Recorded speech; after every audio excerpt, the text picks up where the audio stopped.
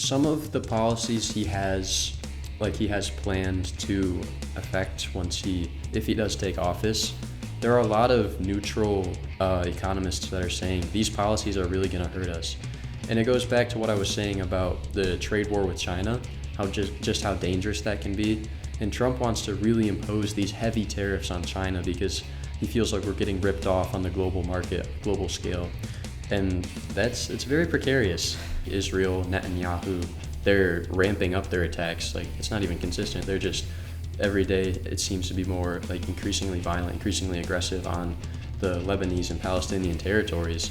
And then you have Hamas on the other side, who's just, they have to stick up for themselves too because they're defending the Palestinian land. Especially here on campus, the Democrats are really pushing this election. Like this, they're doing such a good job of trying to get people registered to vote and not like subtly influencing them. And they're just trying to point out these nuances with former President Trump that might irk people or might turn them in the wrong direction. So trying to become this almost superhuman of a person, like all-knowing, all-talented. I'd set my sleep schedule to like 12:15 to 5:15 and get 5 hours. What? I would set my sleep schedule 12:15 p.m. 12:15 a.m. to 5:15 a.m. Oh my God. I would sleep during high school. One of my classmates turned to me and said, "I haven't heard a nice thing come out of your mouth in a long time." He came to me one day in my room, and I guess he told me something that I guess I knew in the deep of my heart. But he said that I don't think anyone actually likes you.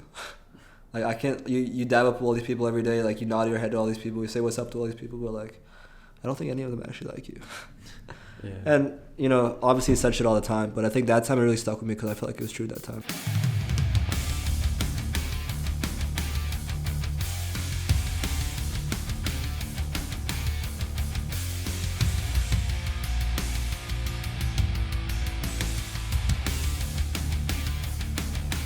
Hey, I got a title. Don't you worry. It'll come up later in the conversation. It will? About what, sugar? Hmm? About sugar or the thumbnails? Or the titles? The title. Tell me right now. We're live. Speaking with the future president. Ooh. Of the United States. That was I was reading the stuff you sent me, and that was the one that popped out to me immediately. So, your bio says with distant goals. Yeah, of running distant for goal US of being president. U.S. president. Yeah. Tell me about that, man. So was that something from like early childhood? And No, stuff actually, that's like a recent thing. So, when I was like set on majoring in math at first. I wanted to do statistics, like sports statistics stuff, and then like my major kept changing. I was going through high school. I was like, maybe I want to do physical therapy, like exercise science, stuff like that, because I like working out. Or maybe I want to do science. Like I was gonna go to Princeton and do science, and then I got accepted here, and now it's poli-sci. Wait, so did you get accepted to Princeton? No. Okay. No. That's why I'm here and not in New Jersey right now. Yeah, that's where I'm from. I don't know if I think I told you, right? Yeah. Incredible. Yeah, I mean, I feel like a lot of people go through that phase of that confusion. Mm-hmm. I think because there's always this pressure. I think people feel that they have to have it figured out. Right. So when would you say you decided to major in poli-sci? And I think you did a double, right? Poli-sci and international relations. Yeah. When did you International decide studies. So my junior year of high school, I took a class called Current Global Issues, which, I mean, you can probably guess it's about current global issues. And so my teacher was just like super educated and super well informed on everything that was going on in the world. And it just really brought me into that kind of, it wasn't like your traditional learning in school where you memorize stuff and you take a test. It's like you actually learn stuff about the world and about other people. And I just thought that was really interesting. So then I started doing more studying on my own, like politics and stuff. Got super into the news, reading all of that. And then I was like, this is the #1 school in the country for poli-sci. I have to major in it. So It's incredible. So this is okay. So I'm sure at some point in the year you're already taking this class, and the acceptance comes around the same time, and then pieces start to come together. Yeah. So I took it junior year. And you took it junior year. Yeah, Gotcha. second semester of junior year, and then senior year, like winter time, I got accepted here, and I was like, things are adding up. Things are falling into place. This is probably where I'm meant to be. So. Yeah, I feel like a class like that would be really interesting because I did enjoy some of the history classes we took, like especially some of the modern stuff, modern world history, learning about the Cold War. Like those stories to me were fascinating. Yeah. And sometimes it hits you how recent this stuff was and like how much is happening around the globe. Like that to me is really fascinating. But I've never taken a class that's primarily focused on what's happening right now. And I think a lot of schools try to vie away from that a little bit because it can get political and it can. Yeah. There's a lot of misinformation and stuff when like we're living through it right now, which is amazing. You got the opportunity to do that, and I think schools definitely try to stick to what is like reinforced and it's in the history books that we have some curriculum to base it off of. But I'm curious, like, can you go into some of the topics you guys were talking about in that class? Like your junior year, I'm sure I think Ukraine stuff was happening at the time. Yeah. So what did the class focus on? So we it was a 1 semester class, and the teacher told us like there's so much stuff going on in the world, we don't have time to cover the Western Hemisphere, so we only did Eastern Hemisphere. So we started with the Dude, it's already happened. I promised myself I would not do this on the podcast. It's so hot. Yeah. Just a side note, I'm really sick right now in this hot water. I think it's been helping, but this bottle keeps it really hot. So. I know.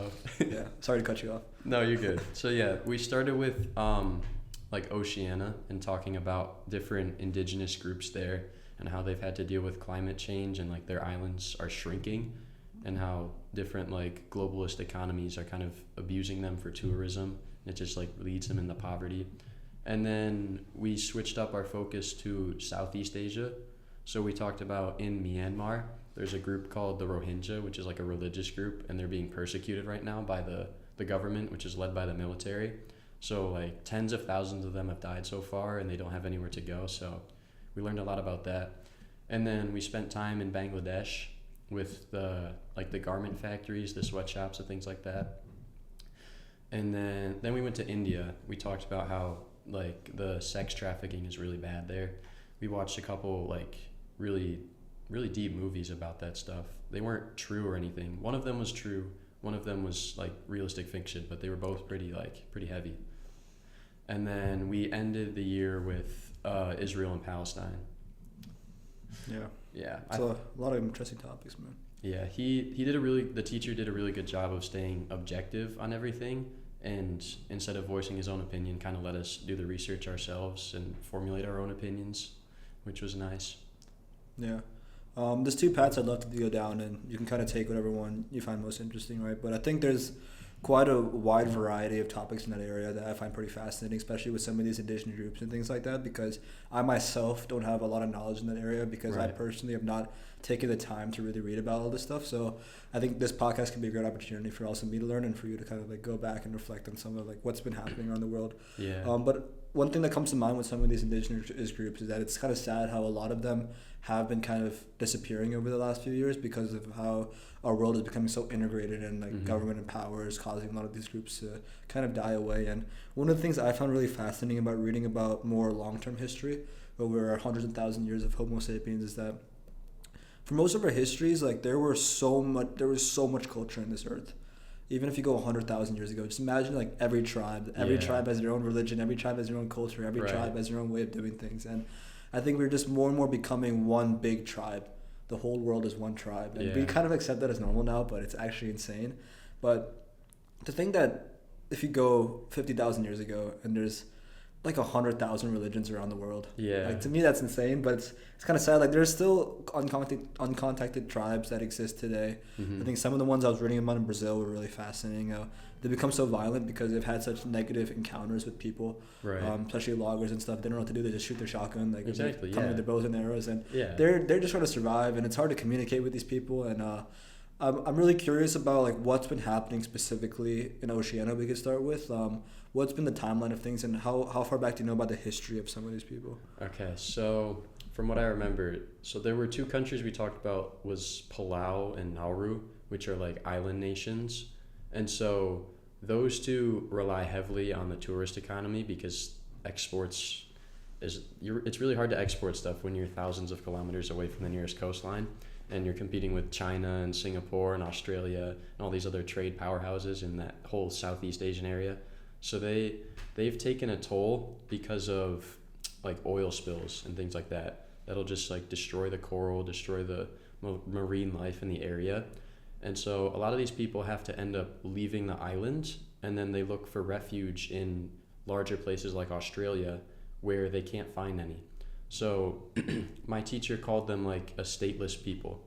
So there's a couple different groups like that. There's the Kurds in Western Asia, and then these people are just like it's a group, it's an ethnicity, but they don't have anywhere to live because their habitats are being destroyed. So,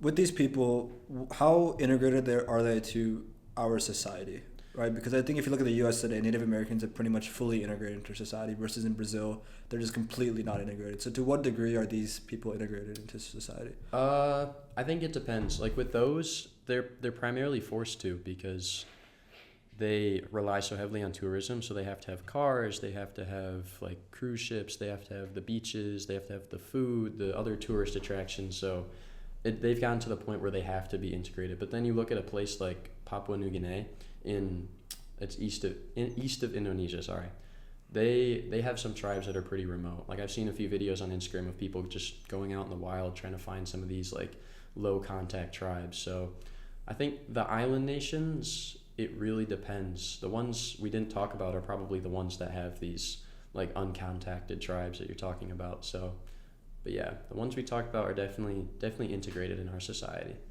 So what do you think people are doing about this as we move forward, right? So there's obviously this problem with these stateless people. They're moving from island to island. They've gone on the mainland now. They don't have a place to stay.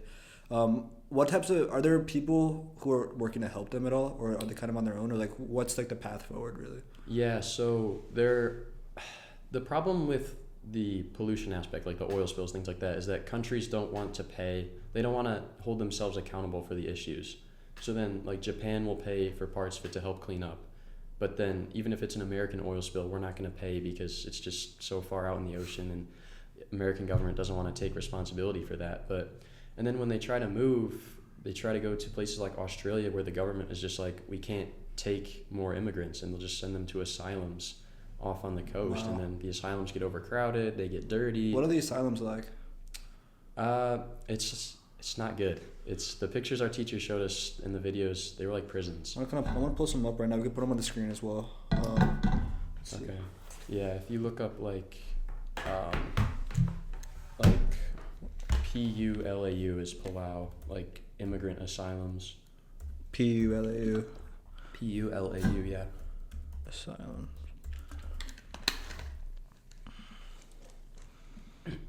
Yeah. I mean, is it like a prison? Yeah, like that's...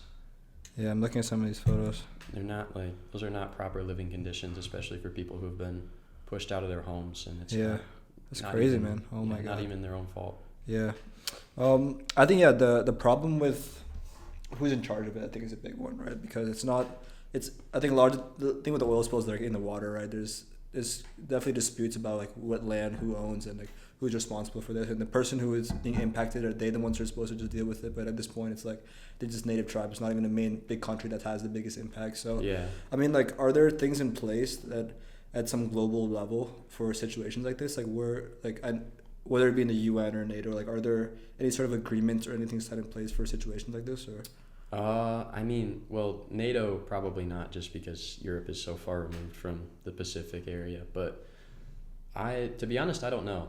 Our teacher really didn't mention anything about what the world is trying to do about these problems, and I think that's mainly the reason he brought them up. That's probably why he picked these certain things in the curriculum, because people aren't doing enough about these issues, or anything at all for that matter. So I would tend to say that the UN, global organizations like that, aren't doing much, if anything, to help. And what do you think the reason behind that is? Just resources, time?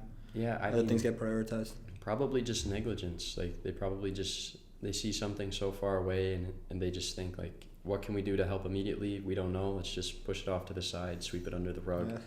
And it's like, there are so many problems that could be helped or could be aided in the world that people just put aside because they choose not to acknowledge it. Out of all the things you learned in that class, like, what story do you think stuck with you the most that you think to this day, like, wow? So I don't remember the name of the film. We watched a documentary. These people went to India, and they went inside a brothel where these kids were living, and they gave the kids cameras.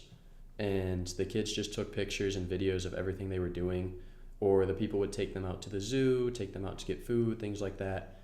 And they basically just recorded the everyday lives of these kids in the brothels.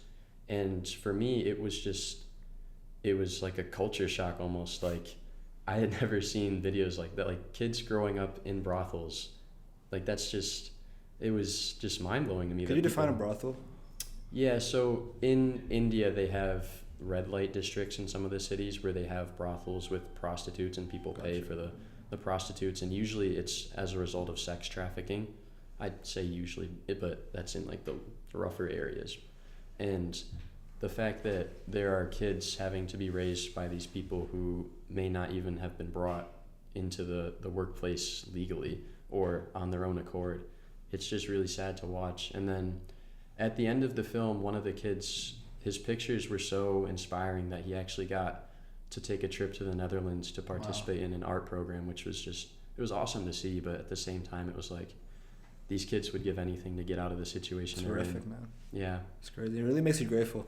It does. Just reading stories like that, like holy fuck, like there's so much stuff we just take for granted, man. I know. That's that's been my whole thing recently, is just putting everything in perspective. Like if I'm complaining about something, just taking a step back and saying, okay, like here's what I'm blessed with. I have the opportunity to do this. Even if it's a homework assignment, like I have the opportunity to do homework at a university. My parents are helping me pay for it. I'm living a good life. Like you just have to be grateful for what you have. Yeah, and you're doing what you love too. Like you finally found like a subject area that you're passionate about, and exactly. you have a vision for the future, which I think having a vision for the future is like a large source of like happiness and fulfillment in life. And you're like, you can see that vision down the road. Yeah. Presidency, whether that be, or just like a job in this, like yeah, it's incredible. Like what we have, you know, even people who maybe even live amongst us might not even have something like an access to something like that. So yeah, it really gives you perspective, man. Mm-hmm. Yeah. So what kind of do you follow current events a lot now, like post that events? Like what are the things that have been happening like since you took that class in the last like year and a half, 2 years? So the war in Ukraine kind of blew up. That was an issue that was pretty pertinent during the class, but we never talked about it because we didn't really reach the Western Hemisphere at all. So there's the conflict in Ukraine, there's the conflict between Israel and Gaza, there's rising tensions with Russia and China, between the U.S. and the EU. I actually just read an article for my international studies class. I had to write a paper on it, and it was about how there's like an economic bloc that's called BRICS. It's made of Brazil, Russia, India, China, and South Africa. And so that's been like a trade group, I guess you could say. Like they trade amongst themselves. They have like this anti-Western agenda. They kind of isolate themselves? It's not isolated, but they have some grievances with the fact that the U.S. has kind of paved the way for how the global economy is shaped and how powerful the dollar is in our economy. And so they recently welcomed 4 new member countries, which is like a huge deal for the EU and the US, because they have to take a step back and say, hey, like maybe we should take the BRICS more seriously. Maybe we should try to compromise with countries who are pretty dissatisfied with the way we're handling things economically. How big of a problem do you think this poses to the US as an empire, or at least the EU empire that currently stands? And even beyond that, like when you look forward to the next century, mm-hmm. do you see like huge changes in power that might surprise us, or like do you think the US has something strong enough that will hold for the next century? I think the US has to tread carefully when it comes with China. I think a full-on trade war with China is not going to end well, because a lot of countries in what's called the global south, they do end up relying a lot on Chinese products and Chinese just support. So it definitely depends on how the U.S. handles their relations with China and Russia, because those are the main 2 driving forces of that coalition of countries. And now that Iran's joined, that's another country that's really against the U.S., really anti-West. So the U.S. has to be careful. That's my opinion. What do you think is when you say they have to be careful, what in particular do you think they should pay attention to the most? So I would say number 1 would be tariffs. Placing really high tariffs on countries like China and Iran is probably not the best idea, especially in a time of such hostility and fragility. And I would say trying not to convince countries in the global south that they shouldn't, like that China is evil, that Russia is evil, instead of just offering their support in different ways, offering their compromises, because we have so much wealth and influence on a global level when it comes to economy and trade. I think it's important that we take into perspective these countries who are kind of on the fence between US, EU, Russia, China, and they don't want to pick sides because it could end up hurting them in the long run. Yeah.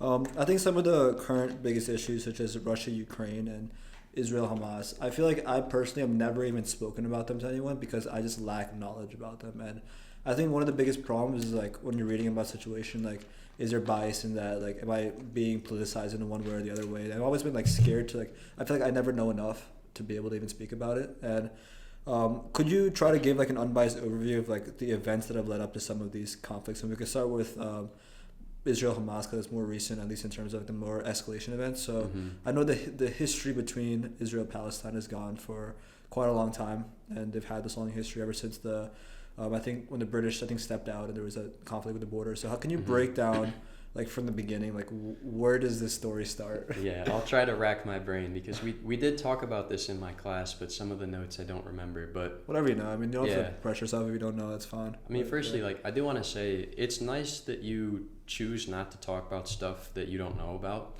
I think a lot of people feel this impulse to pick sides on something even when they don't know things about the issue. They don't know really what's going on. So you've seen those videos of like the protests, and they go out to the protester and ask them like a simple question they don't even know the answer. Yeah, that's insane. I mean, I understand there's a lot of, it's mostly human compassion. Like you feel compelled to support something because you see something that's not right. You feel compelled to support, like try to end that. Like if you see someone being killed, you're obviously going to stand up and say this isn't okay. And I think a lot of people just it's not even out of ignorance or anything. It's just out of the goodness of their heart. They try to take up sides on conflicts that they might not understand completely. And even I don't really understand any conflict completely. It's pretty hard as an American to kind of gain that perspective of people who live on the other side of the earth. And I think a lot of times people will create this false dichotomy where it's one side versus the other. And if you look like this, you believe in this, you're on this side. Or if you don't, you're on the other side, and there's no in between. When in reality, there is a lot of in between, and there are a lot of different viewpoints on certain issues. But with that being said, Israel-Palestine, it's a pretty hefty conflict. I think so Israel became a nation in 1948, if I remember correctly. So that's 76 years ago, I think. If my math. Yeah, 76. 76. Yeah, 76 years ago. But yeah, so Israel was created as an ethno-state for the Jewish people after World War II because they were massively persecuted throughout Europe and Western Asia. Huge problem with World War II, obviously Hitler. Everyone knows that story. But the British, and mainly the British and the U.S., helped to establish this state because the Israeli Holy Land, Jerusalem, is in that area. So they have like a lot of emotional, religious ties to that land. And so obviously the Palestinians had been there. There were Jewish populations there. And I think the biggest issue that arose was that neighboring countries didn't take kindly to the fact that the British and the U.S. kind of placed a group of people in a land that they considered was already like established. And so they had various conflicts between Israel and then Palestine, or Israel and Jordan, Israel and Lebanon, Israel and Iran. And then the U.S., of course, the British is going to support this country that they helped establish. So then when you draw in foreign powers from other areas of the world, foreign powers from the opposite side get involved. You have Russia involved, things like that. So they definitely went back and forth over the last few decades. You had the Palestinian Liberation Organization formed in what I believe was the 70s, and then in the 90s, I don't remember the dates that well, but there were the Oslo Accords, which was probably the closest we've had to maintaining peace in that area. And then the ceasefire, I guess, was broken. Fighting broke out again. And what year was that when it broke out? I want to say 95. Okay. I think the so Oslo they had about Accords, like a half a decade of peace-ish. Yeah, I don't remember the dates, but okay. Yeah, it was a couple years, and then obviously October 6th was for some reason like the catalyst for all of this social media movement and all the news, and now it's retaining all this coverage. And ever since that, Israel's really ramped up their attacks on the Palestinian land. And now in the past few weeks, you can see it's leading to Lebanon. I think the issue I have with the conflict is that there are many innocent people dying, and that's hard to watch because, like, I sit here and read the news every day, and there's updated death counts, updated death tolls. You see children who are homeless on the streets because their houses have been just destroyed, like reduced to rubble, and it's like you want to help, but at the same time, it's like I'm not in a position to do so. And I think that's what makes me so motivated to get into politics and, one day become the president, because then I'll have the power to really help people in those positions. And I mean, at the end of the day, that's my main goal, is I want to help people who kind of don't have that ability to like speak up for themselves, defend themselves. Like it's just hard to watch it unfold. Yeah, it's always difficult, man. I would say that if you were in I like how you mentioned that every situation is more nuanced, and it's hard to just like pick a side and say this is right, that's wrong, because there's always so much nuance and so many things in the background that we just don't even see or don't pay attention to or forget about. But I guess from your position, like what knowledge you have about the situation, you don't have to pick a side or anything, but if you had the power to kind of do something about this in terms of from the U.S.'s perspective, like you had the finances, ability, you're in a position of power. What are the things you'd be thinking about, like in terms of moving toward hopefully peace? Because it's a very messy conflict, and there's no clear cut. This is exactly what you got to do, because we would have done it by now. But I think, what are at least the factors and pieces that you're looking at in terms of resolution in the years to come? Yeah, I think it's very complicated because both sides are pretty stagnant on their positions. Like obviously Israel, Netanyahu, they're ramping up their attacks. Like it's not even consistent. They're just every day it seems to be more like increasingly violent, increasingly aggressive on the Lebanese and Palestinian territories. And then you have Hamas on the other side, who's just, they have to stick up for themselves too, because they're defending the Palestinian land and people regard them as a terrorist organization. And then you get into this conflict of what defines terrorism, who labels what as a terrorist organization, and when does self-defense turn into attack. So if I was in a position of power, I'd mainly be looking to draw a ceasefire with Israel, because we're such a big support for them, and it's important for the U.S. to step in as that global power and say, like, enough is enough. Innocent people are dying just on the streets. Thousands of people are dying. Like, this has to stop. So I think if from the U.S. perspective, you have to put pressure on Israel to stop. One of the things that jumps out to me in this conversation is just, it's always fascinating to me, like the power of religion and the power of nationality and how it can just drive you to do insane things. And we've seen that in the history of our world. That especially now it's more amplified because now we have the tools to make it even worse. But what are your thoughts on that? What are your thoughts on, I don't know, the power of religion, and what are your thoughts on like religion and nationality and these things that drive us as humans in general? I think it's very interesting, because you look at like fascist states that are just driven by this like crazed sense of unity, whether it be religion or race or anything like that. Like people just feel this strong nationalistic bond for some reason, and it can be quite powerful, terrifying. I mean, you saw it with Nazi Germany, you saw it with fascist Italy under Mussolini. Like when people come together under such strong influence, they have the capability of doing, like you said, just anything they want to. And I think it's interesting that you mentioned earlier the world's becoming more integrated, more interconnected, and yet we see a rise in nationalism. Like a lot of people are kind of banding together within their own country, and tensions are rising, like globally. You look at Germany, the far right party won a couple seats in the parliament, the parliamentary election pretty recently. And that's just one of the trends that shows nationalism's on the rise. It's all very interesting. I think it's intriguing to see how the rise in nationalism unfolds over the next few years with the current conflicts that are evolving every day in the world. Yeah, the rise in nationalism is a good point. I never thought about that, but I think in my head it makes sense why it would be happening, because I think that if we break down why is nationalism, pride, and religion such a powerful force, I think it just goes back to our evolution. That humans in particular are one of the unique species that evolved in tribes. And tribe was everything for our survival, and all our genetics have just over the generations have came to things that make us care deeply about tribe, and you see them manifest in so many ways. The love for a sports team, the love you probably felt in your soccer team, the love for being like we're like Michigan, like all this pride for like groups is just driven by this primal force that if we don't have a tribe, we'll die because we need the tribe to survive. Right. And I think that what's different now more than before is that we hear about it a lot more.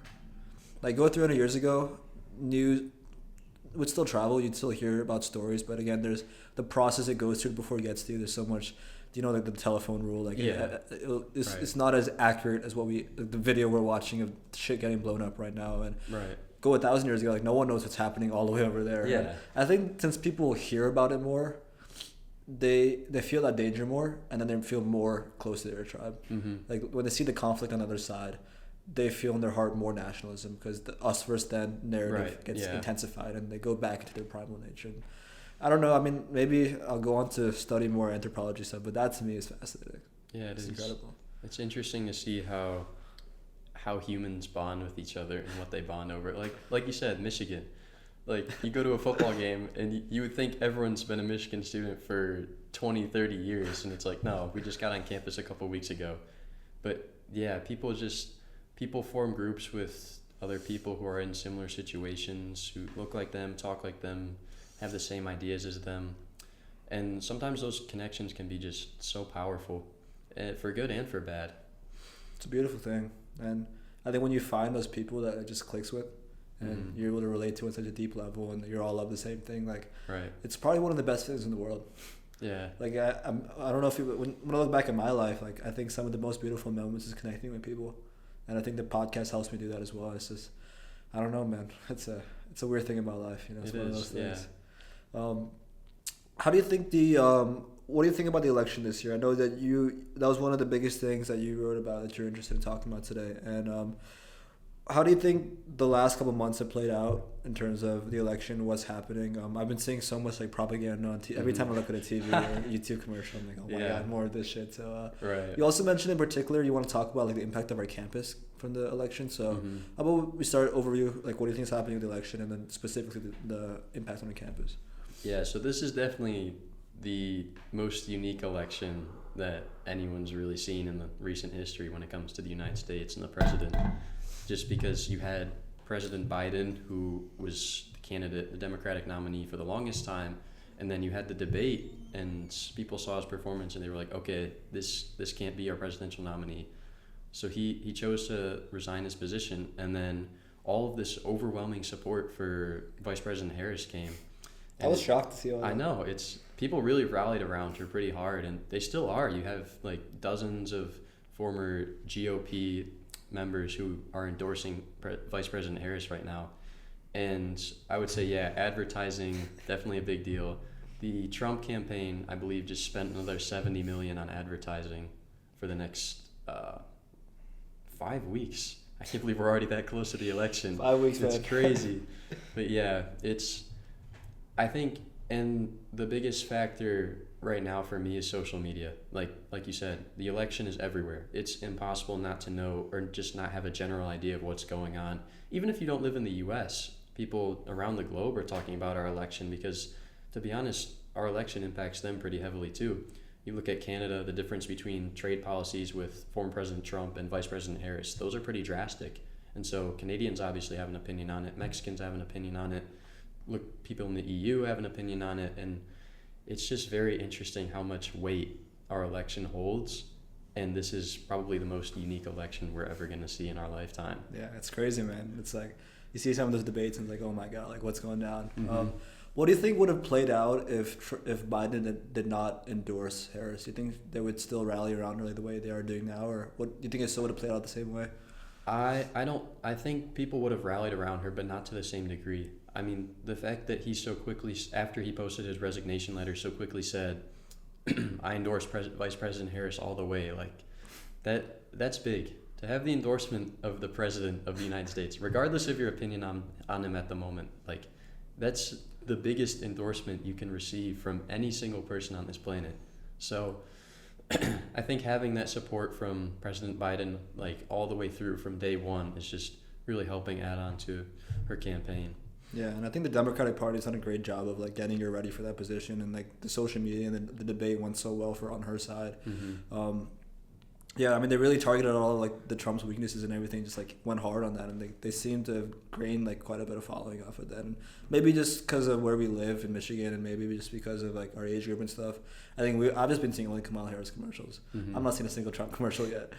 But how do you think social media plays into all this? Because it's still pretty new, and obviously it's been around for the last 4 or 5 elections as a big thing. But I think now more than ever, it's getting more and more advanced, and the algorithms are getting more and more advanced. And I think the impacts of this is more and more advanced because more and more of the population is using these technologies. And one of the shocking things to me is that everyone's on a scrolling app. Yeah. Everyone. Like, people in our bracket, like, we've kind of accepted that they'll be on TikTok or Instagram Reels. But, I mean, you go to a restaurant, you see a 5-year-old on the app, and I was shocked when I went to India, and I saw my, like, 80-year-old grandma on a scrolling app. I'm like, what's happened?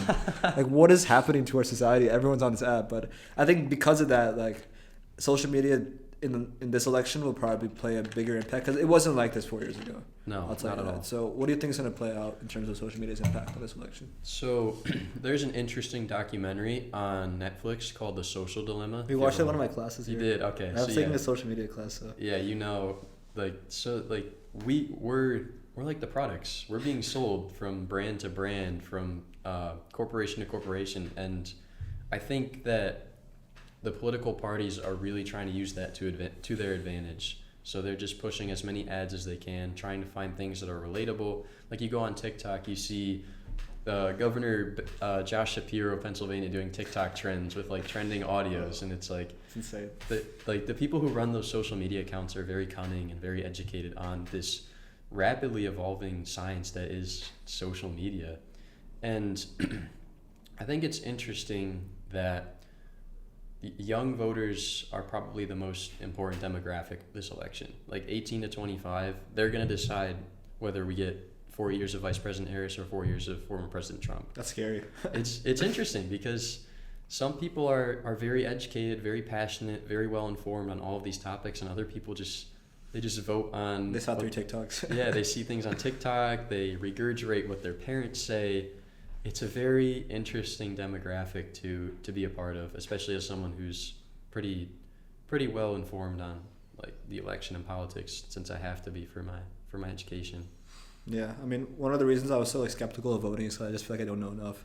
But the thing is, like, people who know a lot less than I do are probably going and voting, and that's the large majority of the population. Yeah, who are just reading like news headlines without even reading the news articles and like not educating themselves, and that to me is scary because I don't think people realize the extent to which things like TikTok influence our beliefs.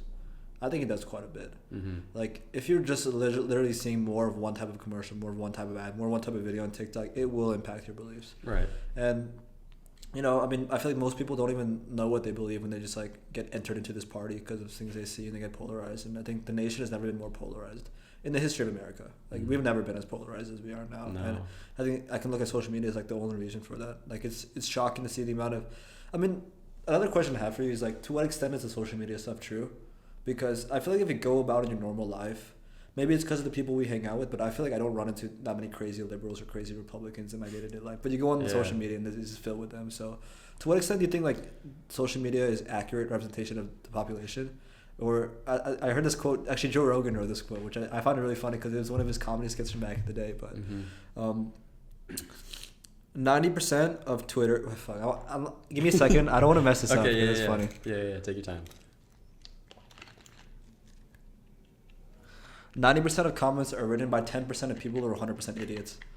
Yeah, it was a good one. So what percent of the... Like, what proportion of what we see online do you think is, like, accurate representation of the population? Well, there is a statistic that says misinformation spreads 6 times faster than real information. And I think that's pretty apparent when you go on social media. You look at a comment section of an Instagram post that's even like the slightest bit political, and you'll see conspiracy theories, you'll see insults to politicians, you'll see personal attacks, and it's like there's a very... Most people don't involve themselves heavily on social media commenting or posting in forums like Twitter, Reddit, things like that. But the people who do usually have those very passionate, very extreme beliefs. And so I don't think social media is an accurate representation of the the voting population, I guess you could say, the electorate. I don't.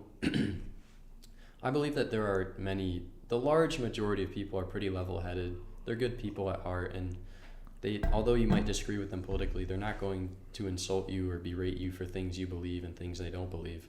But social media really blows that out of proportion. And like you said, it has a big impact on us because our brains aren't fully developed yet. We're just ingesting all of this information, and it's addicting, and we keep scrolling and scrolling, and it gets to your head. It becomes difficult to decipher what's real and what's not. I think that joke is giving me a lot of peace in my head because if you think about it, like, have you ever written like a comment on Twitter or YouTube or something like really about like I believe this? I'm like, have you ever done it? Like, once? I've never had Twitter. I've never, or even like Instagram or anything. Yeah. Have you ever written like a political comment? No. I've never done it. No. I'm sure like no one on this floor is like none of our friends have probably done it. Right. I guarantee that Muhammad Ali's never done it, or like I don't know, some random like LeBron James is not out there like writing his comments. Like, we're busy. Like, Elon Musk is not writing comments. He's busy. You know, like most smart people are not filling out those. So I guess me a little bit of peace. Would you be willing to share, if at all you have any predictions, or how do you think it's going to play out? Even if it's not like he's going to win or she's going to win. Like, what do you think is some patterns you see in terms of like any nuance or factor that might be coming up in this election? So the pattern, like, especially here on campus, the Democrats are really pushing this election. Like they're doing such a good job of trying to get people registered to vote and not like subtly influencing them. And they're just trying to point out these nuances with former President Trump that might irk people or might turn them in the wrong direction. So I think the Democrats are doing their utmost to help Vice President Harris in this election. So, but at the same time, you have the Republican Party, who most Trump supporters have rallied around him for quite some time now. I think we're going on 8 years of Trump being the big name in politics, and he does have this very faithful support, albeit rather small compared to the large majority of people involved in politics. And I think it will be very close. I don't think you could sit here today and say this person will definitely win the election. Like, it's just not possible. You look at the polls, you look at what all the experts are saying, and it's too close. It's really fascinating how close this election is, despite all the different things that have happened, all the turmoil.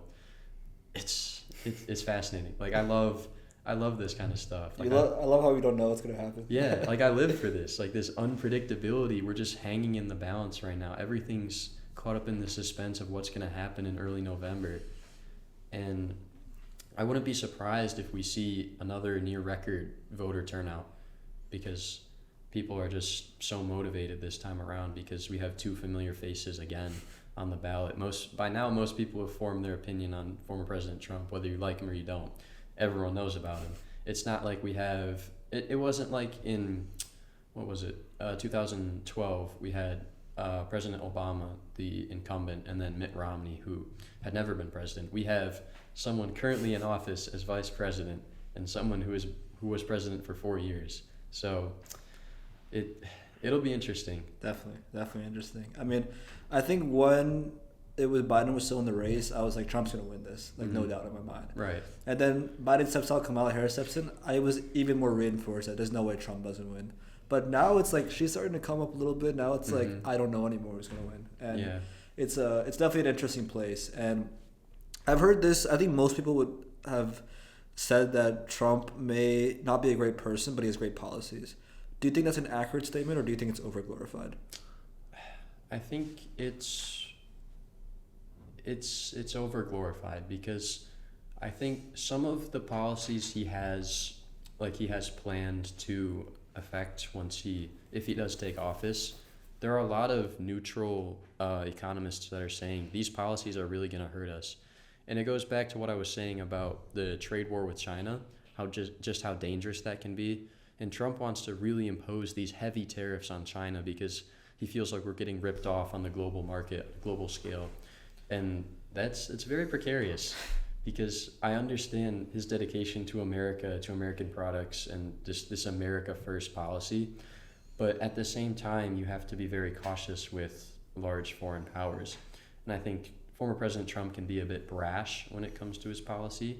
Even if things look better on paper, like with gas prices and with groceries, you have to look at the bigger picture of how this is affecting the world, how this is affecting the global stage. Yeah, really interesting, man. One thing you mentioned with Trump was with this the situation with China and these tariffs, right? Do you think that is mainly something he's pushing on hard for this just to rally his people together? And to what extent do you think, considering what you mentioned before about the consequences that could play out, do you think that's something he might be keeping in mind in the back of his mind, or knowing Trump, like you think he's gonna go hard again like he did last time on doing these policies? I believe that both sides are kind of campaigning around talking points at this point, because we're at a bit of a stalemate up on Capitol Hill currently, where things aren't really going anywhere because people are so caught up in what's going to happen in the next 4 years. So you look at things President Biden has done, people he's meeting with, and that's just all overshadowed by what's going on. Everyone's looking to the future, no one's looking to the present. So I think a lot of what the Harris campaign and the Trump campaign say is mostly just talking points. I find it hard to believe that they'll work to impose every single thing they've mentioned or go as hard as they really say they are, all these like the heavy tariffs on China. But yeah, I think they're campaigning around talking points. I don't know for certain that these campaigns are speaking with full sincerity in what they're going to accomplish in office. Makes sense. Cool, man. In terms of some of the issues around this election, like, are there ones in particular that you think you're most passionate about in general? Like in terms of some of the policies some of these candidates are pushing for. Like, is there one in particular you think is the most critical for this election in particular, in terms of both U.S. as a whole and maybe even global level? Mm-hmm. I would say there's two. I think immigration is probably the biggest one. The border crisis is something that everyone talks about. 10 million illegal immigrants have entered our nation. I think that's definitely a big point. That's probably one of former President Trump's greatest leverages over Vice President Harris, is this border crisis that we have going on right now and how it's afflicting our country in such a negative manner. And the fact that she's been in office working in tandem with President Biden for 3.5 going on 4 years and hasn't really done anything to reduce this. I think that's his best selling point to independent voters or people who are on the fence about this election, is look what they're doing to our border, look what they're doing to our country. And I think that's some of the rhetoric he's really pushed over these last few months, is the border. And then secondly would probably be the economy. That's probably the other leg he has to stand on, is this idea that gas prices are high, groceries are unaffordable, we're sending too much money to Ukraine and Israel and Taiwan. And I think when you look at those two issues, you'll be hard pressed to find something that matters more in the election to someone else. Obviously you have global conflict, you have abortion, you have things like that, but those two are probably the heavy hitters of this election. Ones. Yeah. Immigration and economy. What do you think Harris has in her favor? I think Harris is a bit more relatable, especially choosing Governor Waltz as her future vice president if she does get elected. I think they're both very down to earth compared to Trump, who's they're more on the charismatic side of things. Yeah. Trump's charismatic in such a unique way. A different way. Yeah. He's like a billionaire. He's a little hard to relate to, but you look at someone like Governor Waltz, who taught at middle schools, he served in the military, he's like just your average Midwestern dad, loves football, all of these other. He's actually going to be in Ann Arbor this weekend. No way. Oh, yeah. I think someone told me that. Yeah, he's coming to the Minnesota game. Yeah. It would be cool if I got to see him, but obviously that's the dream I might of try to everyone get else on this campus. If I run into him, I might get him on the podcast. She'll blow up. Yeah, try to get him on here. Quick little 2-hour podcast. Yeah, right after the game's over. Hey, right. We're gonna get a little bit of your time. Yeah, it's definitely really interesting, man. Did I cut you off? Were you about to say anything else at that point? No, I think I was just gonna say, like, Harris's leverages would be just relatability, and then just the strength of her party, like we talked about earlier. Just all of them rallying around her, giving her this support, giving her this platform to campaign with the funds and the resources necessary, and just just having the support of your party is really important, because the Republican Party is a little split on former President Trump. Just to have the party rally around you and to kind of propagate what you want to say, what you want to do in office. It's pretty helpful. Yeah, interesting, man. I know you're big into public policy because you seem to be, correct me if I'm wrong, but you seem to be driven more by the global issues at play and really the impact of public policy, even at the U.S. level, and how that influences the entire globe. So to me, that seems like the biggest driving force for you, at least in terms of your passion. Correct me if I'm wrong. But, right. Knowing that as maybe a passion that you have for this, what are your thoughts on political sphere in general? Because I know people can tend to say it's messy, it's very confusing, it's difficult to rise unless you're extremely polarized. So what are your thoughts on the political sphere in general, even considering that down the road this is somewhere you want to go? Like, are you okay with it? Are you comfortable with it? Like, what are your thoughts on that? I'm definitely okay with it. It's easy to recognize how polarized we are as a country and as a globe, and just country to country, how much extremism and nationalism there is, like we talked about earlier. But I'm definitely welcoming the challenge. I know it is difficult to get into politics if you don't have some sort of idea or viewpoint or belief that sets you apart from everyone else. But my hope is that I can make connections with people here at school and outside of school that don't have so much to do with politics, but more about humanity. Like, I just want to connect with people on a personal level, try to find jobs and internships with people that just want to hire me, want me to work for them, and just enjoy my company, that value the talents that I bring to the table. So I think although the global political sphere is pretty messy, as you described it, I think there are avenues for me to get into politics. What does it take to become president, as in if we look at a timeline ahead of things? Like, goal, I don't know how many years from now, I want to be here. What does it really take? Like, what does a vision for the next few decades look like for you?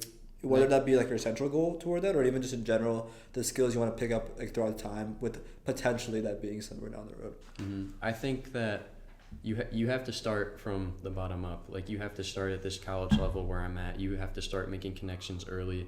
Like, I've been talking to one of my professors. I'm pretty well versed with her.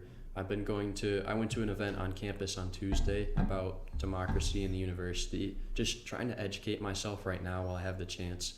There are so many resources available to me at Michigan. It's quite nice. As much as I wanted to go to Princeton, like, this is a pretty good spot to be for politics. But yeah, as for after college, I think the main goal is to get into Washington, D.C. as early as you can, wherever that may be, even if it's like an entry-level job in some sort of political realm. It's just important to get that experience.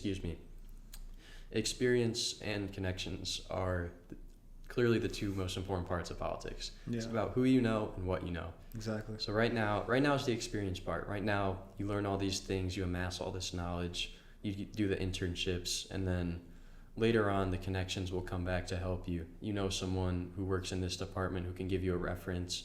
Someone reads your resume, someone reads your CV, you get a job offer here, you get hired out of an internship junior, senior year. It's like, it takes a lot of dedication and a lot of personability, but hoping I can bring that to the table over the next few years. Incredible, man. Yeah, it's a lot, and it's a long process, but I'm sure if you're passionate about it the way you are, like, it'll be a fun process to go through. Right. Like, going one step at a time is rising in the ranks. So sounds exciting, man. I'm happy for you, man. Thank you. Yeah. When you think about if you like close your eyes and visualize being president, what motivates you the most? Like, what do you see over there as president that drives you to do what you do? It's just being in a position to help people. Like, obviously the president can do some things or say some things that inflict some damage emotionally, physically, economically, things like that. And the president can make bad decisions, but to be in a position where I can assist millions of people in my country, like just millions of my peers, even as president, I'm not above anyone. We're all Americans at the end of the day. So that's just been my main goal, is to just imagine helping like my country. Like, that's just such a fascinating thought for me, is being able to help my country, help my people, just try to build everyone's lives back as best as I can, try to improve what they have here, because my experience on earth has been pretty good so far. I've loved my life so far, and I want to help people, love their lives, whether that's through economic policy, through foreign diplomacy, things like that. Just anything I can do to make the life of an American better is just, that's the goal. Would you describe this desire to help others that seems to be pretty integrated into your nature now, something that was always in your nature? It's interesting because I would say in high school I was definitely egotistical because I was pretty smart. I was definitely one of the smarter people in my school, and like I was pretty much the only one applying to these Ivy schools. I was pretty dead set on going to Michigan, had the highest SAT score, things like that. And as the end of like senior year rolled around, and I was just like really full of myself, had a lot of confidence, too much so. And I started reading the Bible more and just kind of praying to God, kind of getting back into religion. And it put things in perspective, like life's not about me. Once you become a Christian, once you commit your life to God, you realize it's not about you, it's about everyone else. So being able to read the Bible has been probably the best gift when it comes to like enhancing this desire to help people. So over the summer, I dedicated myself. I was like, I'm going to go into college with this desire to help others. So I signed up for the welcome team here at Michigan. So I got to move in early, and then in exchange, I helped everyone else move in. And that, like, it just felt nice. It felt good being able to assist people and see the gratitude that they had. And it makes you want to continue that behavior because it really does mean a lot to people to help them, even if it's a small thing. Self-reinforcing a lot. It definitely, it kind of acts like a positive feedback loop. Like the more you do it, the more you see that really you make people smile. Yeah. Even if it's a small thing, like closing the door for someone, or like bringing their box to their room, like on the 4th floor, like we just did. Like I think little things like that, they add up, but they can really like impact the lives, someone's life so much, you know. And I think that to me is definitely a value I hold, and is something that seems to be really deep in your heart as well. And would you describe like religion as the main turning point for that? Like that's when kind of things fell in place? Yeah, because I was raised in Lutheran schools, so I went to church and school all the way through 8th grade, and then I went to a public high school, and I kind of fell out of touch with religion. And like my life was fine, but it felt like there was something missing. And so I just, like, my life revolved around me. And for the 3.5 years of high school, like that was perfect. Like I was kind of my own God, you could say. I got to make all the decisions. There weren't really things that would affect me personally. Like if I made a mistake, I would just blow it off. If I did something that would be considered sinful, I would just say it's just human nature, I'm just living life. And then when I got to around graduation time, I was like, my life doesn't have a purpose right now. Like I'm just going through the motions, like a day in, day out, just going to school, doing my assignments. And then I was like, something has to change.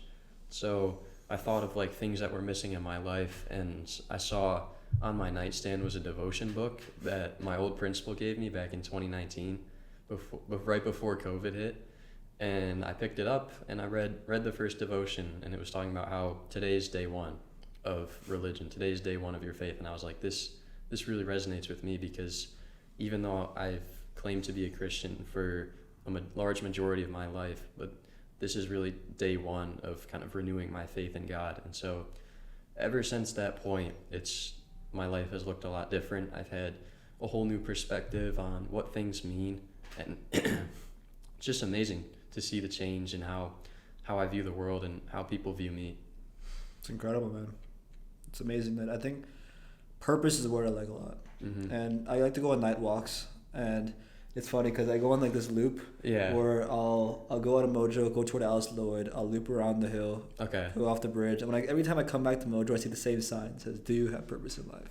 Do you see that? You see that sign before? I don't think I've seen that. I think it's one of the churches was promoting that. But even though like I'm not Christian, I think it's funny that I get to see that question every single day at the end of my night walk. Do you have, as a reminder that, do you have purpose in life? And I think that this word purpose has been so important to me over the years, because you kind of need something. As you said, that when life felt like it was all about you and what you do, like it feels good in the moment, but then with time it starts to become meaningless. Like, okay, I'm just like existing to make myself feel positive emotions, and I feel like you need something a little bit beyond that. And I think religion is a great tool, and it's great to have something like that in your life. And it could be something like religion. It could even just be like a value of helping others. Yeah, I think I remember there was a time when when I first thought about the word purpose, and this was more my junior year of high school, trying to discover like what is my purpose. Is it just to exist and go to school and just do fun things and stimulate myself and then exist with people that I don't really like that much? Like, is that my purpose in life? Or Right. I started thinking, and I was reflecting on this a lot. And I think the first place I came to in discovering purpose was the word like masculinity. I like that word a lot. And I guess I kind of found this flame within me at some point in that year. I don't know where it came from. I guess with over the years, and I reflect more, maybe I'll figure it out. But I remember like the thing that brought me purpose for so long was like discipline, and I know you wrote that discipline's a big thing in your life as well. So I'd be happy to go deep into that. But I think discipline became like this big value for me. That like I think there's like this Mike Tyson quote where you don't exist, a task exists, and it's going brute force and like getting work done, and the sense of fulfillment you find from finding willpower in yourself, finding discipline in yourself. To that for me, like colored my life for maybe a year or two as like the main driver of purpose, like sleeping on 9 o'clock every day, like waking up early, like doing all these crazy things, and balancing like work with wrestling, whatever I did at that time in my life. And for so long, like that was purpose. But then again, like I felt the same way you did again, where it's like I'm still just doing this for me. Right. Like I'm still like, okay, I'm disciplined for what? Like for a year or 2 years, it made complete sense in my head that this is perfect, and it was the purpose. But then I think that layer kind of peeled back, and I'm like, okay, but I feel like I'm just doing this for me again. I'm just doing discipline for what? Like, just to achieve things. Like, what is the reasoning behind it? And I think that's when I went back to that word masculinity again. And I could reflect on times where, in theory, like, I was being masculine, but not really. Like, I would remember, like, oh, yeah, my sister's at someone's house, and she has to be picked up at 10 p.m. But I'm like, oh, my bedtime is 9 p.m., so I'm going to go to bed. I'm not going to go pick her up. My dad can do that. And then over time, like, I'll think about moments like that, but was that really like the right thing to do? Was like valuing like myself, like these values, like these things, is that more important than like serving others? And then I kind of went through that thought process. I'm like, maybe I'm just like using these things in my life to as a self-image thing, as like trying to prove myself to be something that I am. But and I think that's when I transitioned from like maybe the word I misunderstood it. Maybe it's more about sure like doing those things, but always doing it for other people. I think that's when I came from here to maybe somewhere like similar to where you are now, where like you find that joy in like helping other people, like whether it's coming welcome team, going on to pursue like your whole life path as you've planned it out in your head right now is all driven by that force of wanting to help people. And I think then you can kind of like lift this weight off your shoulder that you're doing it for someone else. Right. Like, I think that's when I had that mental shift. Like I always try to think like, how can I like give more service to both my family, like people around me. And I wouldn't say I'm always perfect. I still think that's a weakness in me that I still have to. I think I can always do more.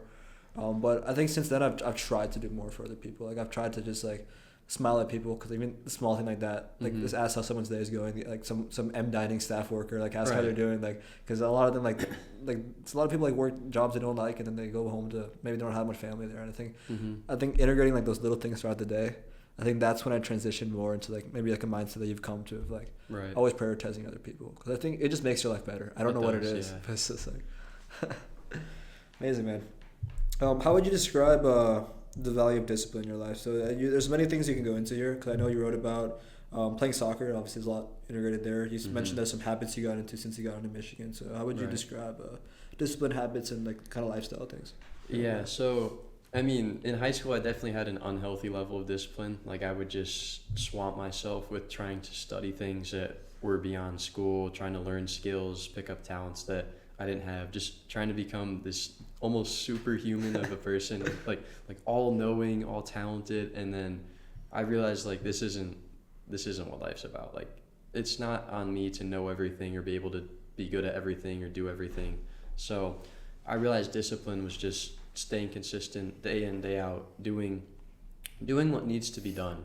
So even if that's like just tossing your phone to the side and saying, let me finish this assignment. It's like little things like that most people in our generation might not think of as discipline. Like just, I can just scroll and then do my homework later at night. It's like, no, you have to get something done. You're going to eliminate the distractions, and then you're going to do it. So it's like a smaller discipline, but it's like the little things that add up over time, even if it's just waking up early. Like I tell someone I wake up at 7 every day, and they look at me shocked. They're like, I sleep past 9 a.m. I have a class at 1. I'll get up at 11. And I'm like, I just want to get up and start my day. I have things to do. It's just like little things like that. Waking up on time, eating consistently every day, going to the gym, doing your homework. It's just little things. That's discipline to me, is doing the little things, because they start to add up, and if you don't do them, they become a big problem. Yeah, it's a great quote. Things add up. When you talk about the time when you wanted to be superhuman and go like crazy mode, would you say that was more in you were trying to be extremely disciplined, so you would like push yourself to your limit in terms of like lifestyle things, like I don't know, like getting up like 5 or 4, I don't know, like what you meant by superhuman, or was it that you just tried to do too much, like I tried to do this and this and this and this and this, like, or is it a mix of both? It was like a mix of both. Like there were times when I'd set my sleep schedule to like 12:15 to 5:15 and get wait, sorry, what? I would set my sleep schedule 12:15 p.m. 12:15 a.m. to 5:15 a.m. Oh my God. I would sleep during high school, because I'd just be trying to like I downloaded Babbel, which is like a language learning app to help practice my Spanish. And so then I would dedicate like 2 or 3 hours a day to like learning these 6 different languages, which isn't efficient at all. But I thought at the time that I was like just really helping myself and really making myself more intelligent or more educated.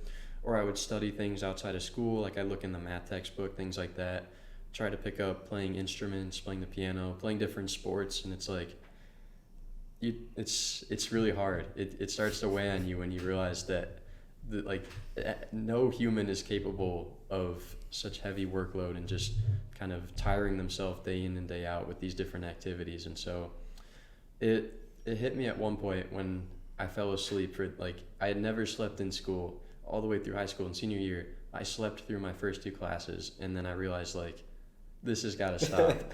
This is not okay. So I had to work on finding things that were important and trying to value quality over quantity in what I did. So fixing sleep was the first thing. 7 hours of sleep a night is the only way I can function. It's the only way I can stay healthy. And then just trying not to over dedicate myself to things that in the long run I'm not going to end up learning or needing. I just need to focus on things that I can learn that will help me in the future. And I mean, one of those things was, like you said, helping other people. I realized that it might look good in my mind to sit in my room for 3-4 hours studying, but then it's probably the wrong decision when like my mom just asked me to come downstairs and just hang out for a bit. Yeah. And I'm just like, no, I'm studying. And I look back on that, and it's like, I didn't value that time with my family. I was so dedicated on bettering myself that I didn't even think to think about how other people felt like spending time with me. I just kind of shut myself off from the rest of the world and just focused on making myself the best that I could be in my own eyes, when in reality the best person I can be is with other people. It's incredible, man. Yeah. A lot of questions there.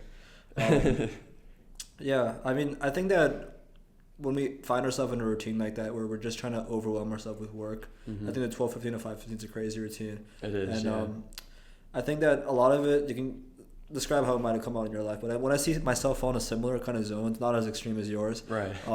I think it usually comes from insecurity, and it's like I'm trying to prove to myself I'm something, so I'm gonna prove to myself I can get up at 5:15. I'm prove to something I can live on 4 hours of sleep. Yeah.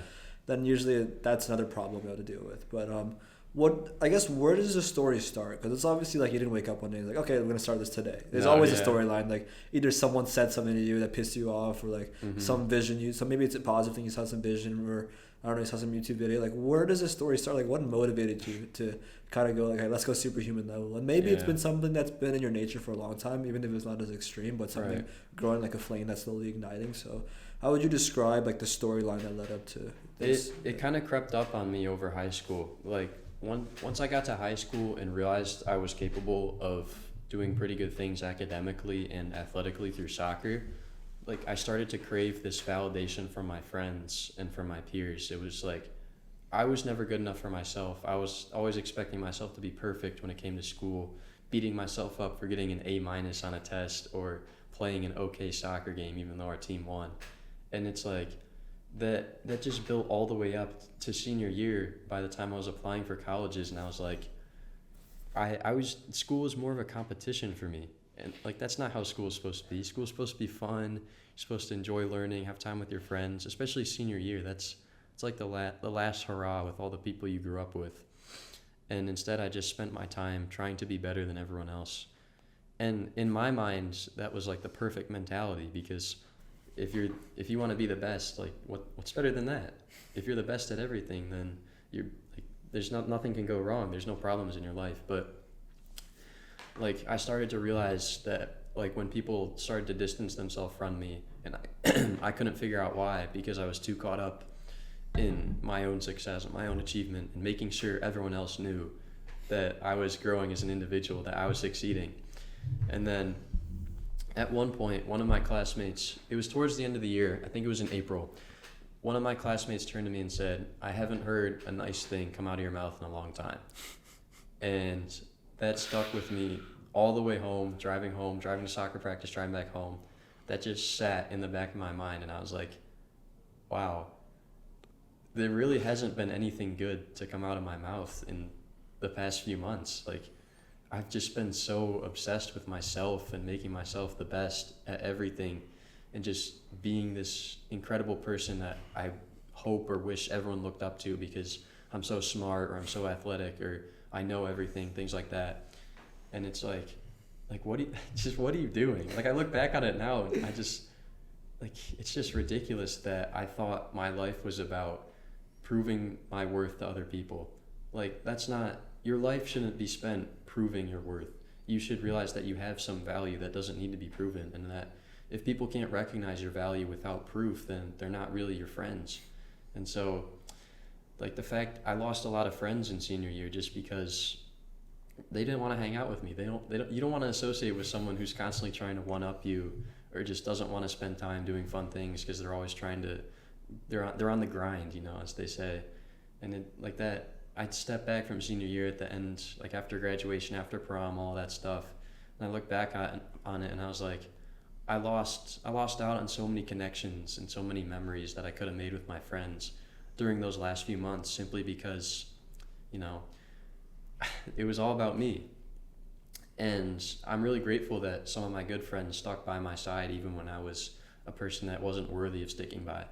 And so now it's not about proving my worth. Like, I don't need to flex my grades on someone or kind of like show them up playing soccer. It's just about enjoying myself, getting better at things for a realistic purpose, and of course being better to other people, because for so long in my life I was not a good person in many other people's eyes. And recognizing that's hard, because it takes a lot of humility, and humility is something I didn't really have in high school.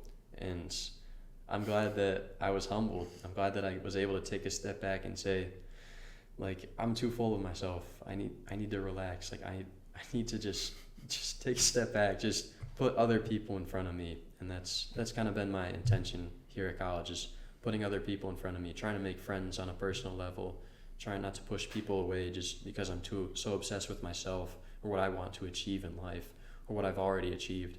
Just kind of valuing that human connection and the fact that I have a unique worth. I'm valuable to people in my own personal way, and other people are unique and valuable in their own ways.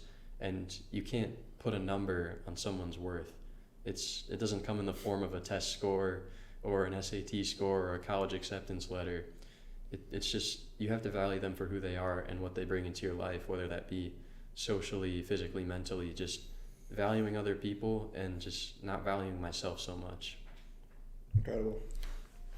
I think with that story, one of the most interesting things is where it fits in the timeline, because it happened in your senior year. It happened near the end of your senior year. So there's less time to rebuild. Right. Which I think is difficult.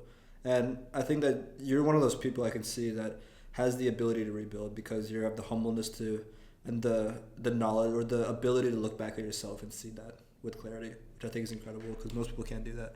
I think we've all seen those people that go down a certain path of chasing that validation and they don't come back. But you seem to made an incredible comeback really quickly. Thank you.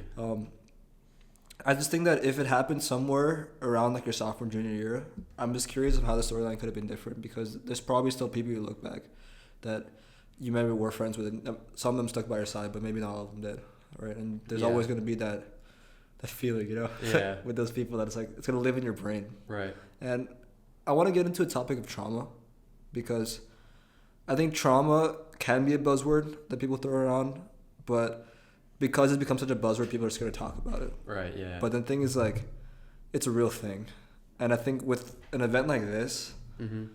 I think one of the most traumatizing events is when you think everything's going great and you think there's people around you who love you, and then from one thing one person says, like, your whole idea of reality just kind of falls apart in like a day. Mm-hmm. Like, you think everything's going well, and then one person comes up to you and says that, I can't remember the last time you said a nice word out of your mouth. And just that moment is when everything starts to fall apart. Like, holy fuck.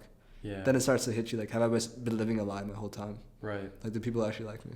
I know. I think like, that's the feeling where it's like, holy fuck. Yeah, because the girl who said it to me, like, I haven't spoken to her since that point. Yeah. And it's hard because she's a really good person, and the fact that I just blew any chance of having a friendship with her simply because of my own poor demeanors, it's really hard. Like, I look back on it now, I think of all the people I could have been friends with that actually wanted to be invested in who I was, and I just completely sold out on them, sold out on myself, because I was chasing that validation. So at this point, I try not to think about it too much, just because it's not healthy and there's nothing I can do about it, but it always lingers in the back of your mind, like just that thought of what could have been, what my senior year could have looked like. It could have been this picture perfect, wonderful, emotional thing that everyone dreams of having, but instead it was just me losing friends, me locking myself in my room, trying to study, and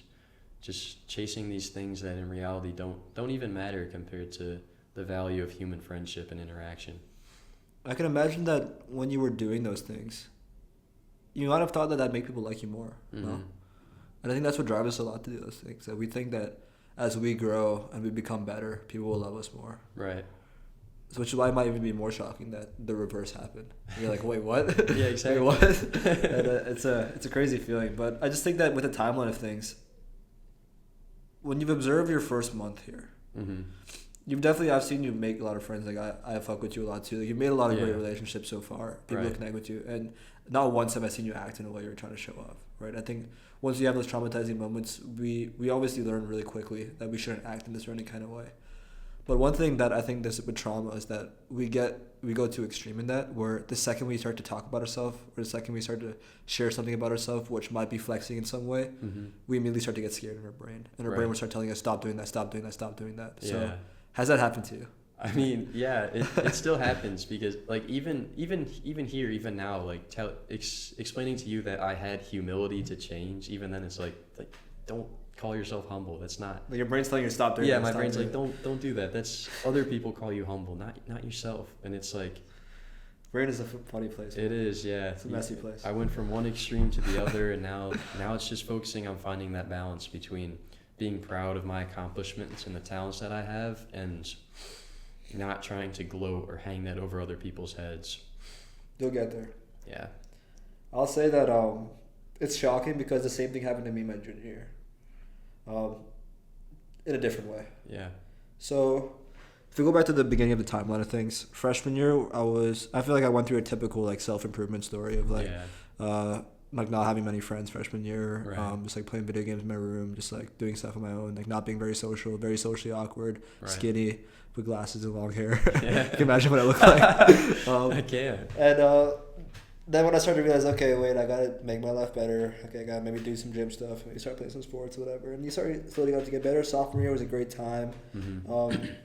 I got this perfect balance where I wouldn't say like I respected myself and loved myself a lot, but I started to make friendships. Mm-hmm. So sophomore fall, I had a great time. I made a great group of friends. I was really close to. I was like, holy fuck, I can be social with guys and girls and made like this friend group. And like, had so much fun because that's the first time I went to boarding school and we're all just living together. All of a sudden, it's a big change in my life, and I don't know, shit was incredible, man. And I started running cross country and I started wrestling and everything fell in place, and it was like, wow, that's the first time I was really like, life can be beautiful after I transitioned from living like that through COVID, post COVID. I'm like, wow, I can do that, and that was definitely incredible. But I guess this desire crept up in me, and I don't think I can tell you the exact reason why. I can build a storyline and say it came from here, it came from there, but I couldn't tell you. Right. But I guess when I learned that I can make friends, I guess something inside of me wanted more. And I wanted to make a lot of friends, and I want to be friends with everyone. And I guess it grew throughout the year, where it wasn't that crazy throughout the year. Like, I slowly expanded my friend group, but I had a pretty good, even through winter, I had a good group of friends. I think that the desire started like my spring term, where I'm like starting to like socialize with some the juniors and seniors who are older than us, and I was like, okay, like I'm looking at people looking at me talk to these guys, like I feel like popular, like I feel like a cool guy, like fuck, I was like just last year I'm like in my dorm room doing nothing, and now I'm like I'm talking to all these athletes and stuff, like I'm a cool guy. And then I guess I don't know what happened that summer, but I really came into that junior fall going all in, saying that I just want to be like really popular. And in my head, the definition of that was like trying to be friends with everyone. And I think that in my eyes, what that looked like was just like every time I go to the library, sitting with different friend groups, sitting with older friend group, younger friend group, like knowing everyone, being the guy that knows everyone, that everyone loves. And I don't know where that comes from. Maybe some insecurity. I don't know. But the problem was that every time I'd be sitting with someone, I'd be looking around to see how many people are looking at me. Yeah. I think that's where the problem lies. And I'm shoving in people, in a way I'm shoving in people's face that I'm like, I'm that guy. I'm a popular guy. Everyone knows me. Like that's the validation that I was chasing. Like a social thing, yeah. Yeah, more of a social sense. It was less about, I guess the superhuman part of things, like in your eyes. But I guess in my junior fall, like I was really chasing that side of things. And I had an exact similar moment where I remember it was starting to get kind of weird somewhere in a month or so or 2 months into that school year, where I started to feel like a different like energy around people when I talked to them. And I would notice like I felt like I was losing friends, but then I would kind of delude myself into thinking that's not happening. I'll just go sit with a different friend group here and like act like I'm a social guy. And I would use my day-to-day interaction with people to hide the fact that I was like losing people, and delude myself into thinking that I'm actually doing great. And there's just one person in my life who used to like really treat me poorly. Who I was friends with freshman year, but then like over the years he started to really, really treat me poorly. And it's funny because sometimes I reflect on some of the things he said to me, and I think they still live in my brain, which is the scariest thing. Right. And I remember he came to me one day in my room, and I guess he told me something that I guess I knew in the deep of my heart. But he said that I don't think anyone actually likes you. Like I can't. You dab up with all these people every day. Like you nod your head to all these people. You say what's up to all these people, but like I don't think any of them actually like you. And obviously he said shit all the time, but I think that time it really stuck with me because I felt like it was true that time. Right. And then somewhere like I think the emotions I felt that day were probably the same emotion that you felt that day when someone came to you and said like, I can't remember the last time a nice thing came out of your mouth. Because I think that's when your sense of reality gets struck with like all these delusions your brain is creating to justify that I'm actually doing fine. Like maybe every time you kind of had a feeling that people are acting differently, like you just deluded something. But look, like I get up at 5 a.m, fuck that, like I'm doing fine. Exactly. The same way I'm like I remember this one instant, like there's a group of guys who I thought I was friends with, and it was like the Hoko night, and the guy came and said, yo, can you come take a photo of us? That feeling like, I thought I was like friends with you guys. Right. You want me to take a photo of you guys? Like what? And I think like this moments like that, but like whatever. When I talk to all these people all day, like I socialize with all these people, it's not a big deal. And then you kind of delude yourself, and then one of those moments comes to you, and it's like, no one likes you, man. I know. And it's like your whole sense of reality is like, what the fuck? Like no, like, I couldn't believe it. And I'm glad to say that I dealt with that in a good way, in the same way you did. Like I think it's accepting the humbleness of like the honesty that. That's me. I don't like that me, and then like fixing myself. And I mean, I went through this whole process of like developing more self-respect for myself, developing my values, finding purpose. I think that's where purpose and all those things came to my mind. And I would say that I went to a small school, so I think rebuilding was a little bit difficult with some of those people. But I just kind of powered through my junior year. I just kept wrestling. I started focusing on things that were important to me, and I definitely found a sense of happiness in myself, which I think was a real source. I don't think I had that before. I think that fall term I was deriving that through other people. But then when you find that within yourself, you find some kind of purpose, whether that be like through the work you do or through some kind of value or guiding principle. Then when you find that, maybe for you it's like through religion or whatever is like meaningful to you, that we've talked about so many things in this podcast. I think when you find that, then you can find happiness within yourself. Yeah. And I think that carried through my senior year. And I would still say throughout my senior year, like I still would say people did not like me that much. I would still say I was kind of secluded in a way where I kind of just focused on myself in the middle of the thing. But there was a group of guys that were new that year to the school because they were postgraduates. I know one of your friends went to the Hill, right? Hill School for postgraduate. Yeah. Yeah, he's there right now. Yeah. Yeah. There's a bunch of postgraduates, and I guess since I was definitely a healthier person at the time, like I've kind of did a lot of things to heal my mind. I think wrestling healed my mind a lot. Journaling every day healed my mind a lot. Going on the walks healed my mind a lot. And I just kept working on healing my mind and breaking those things inside of me that wanted that validation and finding other things that brought me meaning. I don't know. I seem to click with those guys a lot more, and then I was able to build a strong friendship with them. Right. And it was weird because when I first started becoming friends with them, I was scared. Yeah. I was scared that everyone around me would say, "Oh my god, like he's doing the same thing again. He's trying to be popular again." Exactly. That's why like for like months and months, I'm like I actually really enjoy hanging out with these people, but I would like kind of stop myself a little bit. Mm-hmm. I'm like, you shouldn't hang out with them. It's like the weird thing your brain does, like just stop it. Yeah. You're gonna like kind of like how your brain like there's nothing wrong with like calling yourself a humble person. That's a good thing to do. Mm-hmm. Your Brain will start telling you, don't do that. For me, for so many months, I'm like, don't hang out with them. But then I guess one day I kind of broke that, and I started hanging out with them. And I found out that by the end of the year, like, people didn't hate me as much, actually. And I think I was doing it for the right reasons. And yeah, that's good. I think for me, like, in the way the timeline came out, it's like, I think I recovered those relationships with people. And I guess it's probably more difficult in the scenario you were in with the timeline of things. But I think the trauma piece is interesting because it sometimes comes back. Like, I'll be in the gym and I'll, like, say hi to, like, 6 people. And I'm like, oh, my God, was that too many people? Or people around me going to start thinking I'm too popular? And it's, like, a weird thing. I'll come back to my room, like, why does my brain think like that? Like, right, yeah. But then I'm, like, looking at him, like, is he looking at me like I'm trying to be popular? Like, should I stop talking to so many people? Like, yeah. And it's, like, I don't know. I like being social, but it's I don't know, man. It's weird. Mm-hmm. Yeah, man. Yeah, that's hard. I mean, especially being here, like, now, especially with the welcome team, I know hundreds of people on campus already. And that's such a strange feeling to me that I can walk up to someone, just like dab them up, say hi, ask them how their day's going.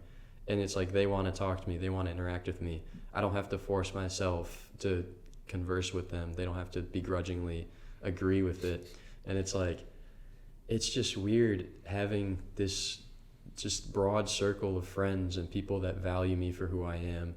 It's so much different than high school where I valued myself above other people.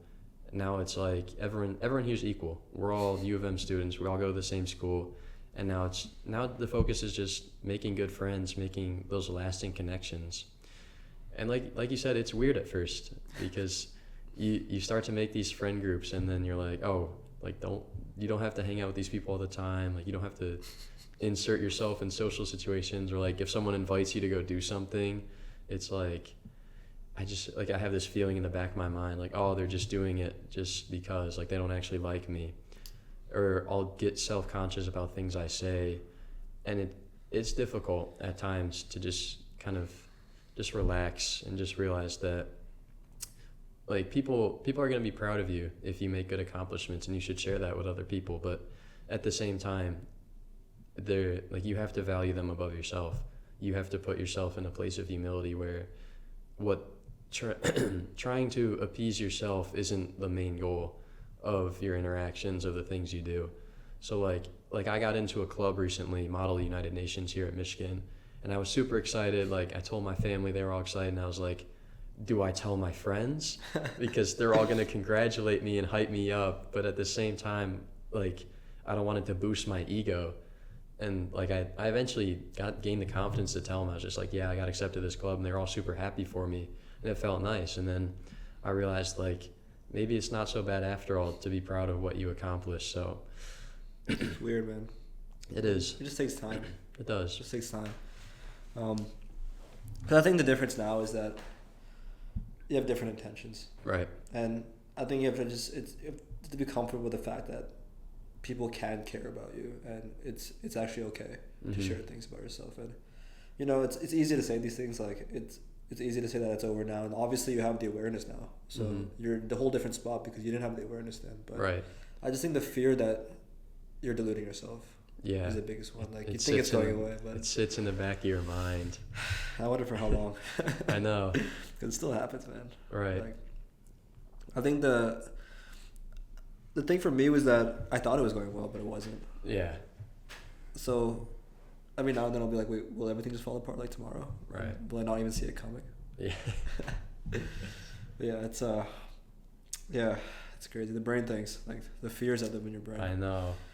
Yeah, I think a lot of people go through it though, but I don't think that people can't really talk about it because they don't know how to talk about it. Yeah. And I'm not like shared it with a lot of people like much, but yeah. I mean, have you shared that story with a lot of people? To be honest, no. Like, it's really, I don't even know if I've talked to my parents about it that much, just because it's difficult to describe to someone how you spent like the 4 prime years of your life building yourself up and just being this egotistical maniac for much of high school, and then you look at someone and you expect them to be friends with you after that. It's like my brain's telling me like you don't need to share this with other people, like just like keep it tucked away, like just put it in the back of your mind, don't ever think about it again. But I think it's important to share these kinds of stories because a lot of people probably do go through similar things, and they don't know like who to talk to about it. Yeah, exactly. Yeah. Just being open about it shows other people that like it's okay for them to share what they're going through, even if it's not quite as similar as craving that validation, even if it's something different. Just being able to share problems that went on in your life, things that you're trying to fix about yourself, it's important. Yeah.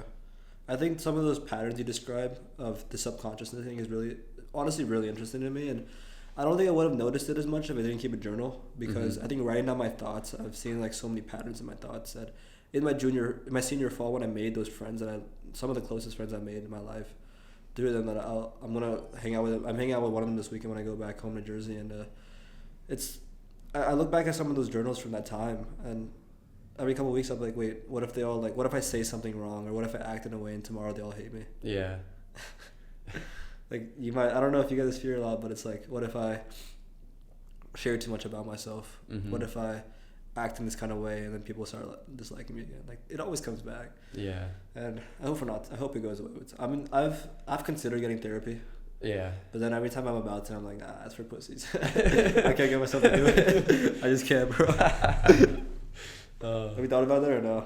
Yeah, I mean, my parents kind of pushed for me to go into therapy just because I had like mental health problems in high school, just struggling with depression, self-harm, stuff like that. So that probably would have been beneficial for me, but I was just like, no, I can get through this myself.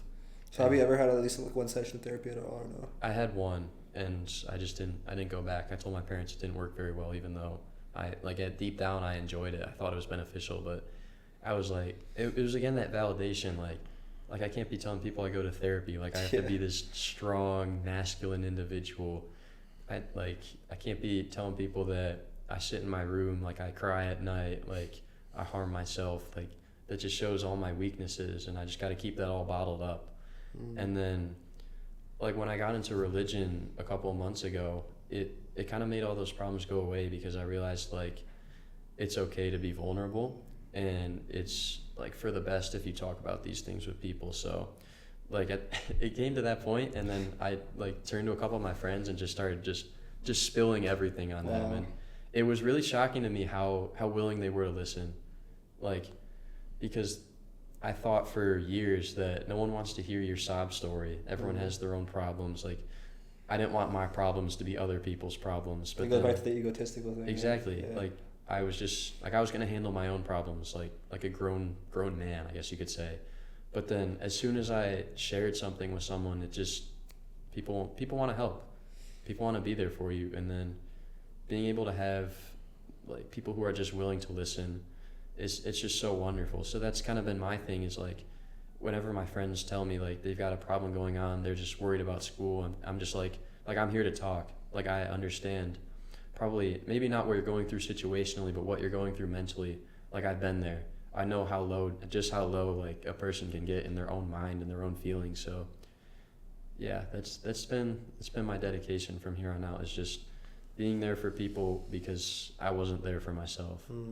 Yeah, it's good that you do that for other people, because I think it's not an easy thing to do when we're so wrapped up in our own thoughts and mind and problems. I don't have the time to listen to this other person's problem, but we think we need to have a solution for them ready. We think we need to give them answers, but that's not at all what you have to do. You just gotta listen. Exactly. And it's surprising that just sitting back and listening will help so much more, because there's something about talking out loud that's very different from any form of communication there is. Just talking things out loud to someone, not at the wall or something, like just saying it, and like whether when you're listening and you're not listening, like the person can tell. Exactly. Right? Like all you have to do to really help someone is to just sit there and listen to their story and just like say it back to them in a way, or at least like repeat some of their points, like that, or just like kind of be a mirror. Yeah. And like you see patterns and then like mention those patterns, like what is like ask them good questions. Right. Like people don't even want answers from you. Like I think sometimes people like come and tell me problems about that they're going through, I'll just like sit there, listen, and ask them a question. And they're like, Like sometimes the questioning is more enlightening than the answer, you know? Yeah, And it's right. like, I think I don't do a good job with that always, because sometimes someone will tell me something and I'm probably like in my mind about something, and then I'll come back later and be like, holy fuck, he was trying to tell me something. Yeah, And I wasn't there, and I try to do better about that, but I think to anyone who's in that position, there's always this fear that, oh, you have to have the answer ready for them. You just have to sit there and listen. And if you're listening, a question will come up. You just ask them the question. And people just feel understood. Yeah. It's crazy. There's something so wonderful about just talking to someone, just having someone who's engaged with you. They don't even have to be talking to you. It just could just be a one-way conversation. You're just talking and talking and talking their ear off. In their face, yeah. Yeah, but it's just that mental recognition that someone's engaged with what you're saying is just, like, it does something for the brain that's just so helpful. When you went on that one therapy session, how would you describe it? Because you said that you did kind of enjoy it, but there was like all this mental noise that's telling you don't go. So what was it like? In all honesty, yeah, I went like it was back when I was in 8th grade, so it wasn't even like the peak of my problems. I think my parents kind of noticed that I was feeling down about myself, and so they were like, "You should try therapy, just try it." And I was reluctant. I was like, "No," and they were like, "Just go once." And then I was able to share like a couple of my problems, things that were going on. And like you said, the therapist didn't offer me any resolution. He was like a mirror. But and that was nice. But when I went back to my parents, I was like for some reason I just felt compelled to take on the problem by myself, to bear that cross. And that was just obviously not the right decision. I look back on it now and it's like I should have gotten help way earlier for my mental health problems, because it definitely had a huge impact on my high school career. And that's probably something that led to the validation problem I was talking about. Like, just not being in the right space mentally definitely worsened the need for that validation.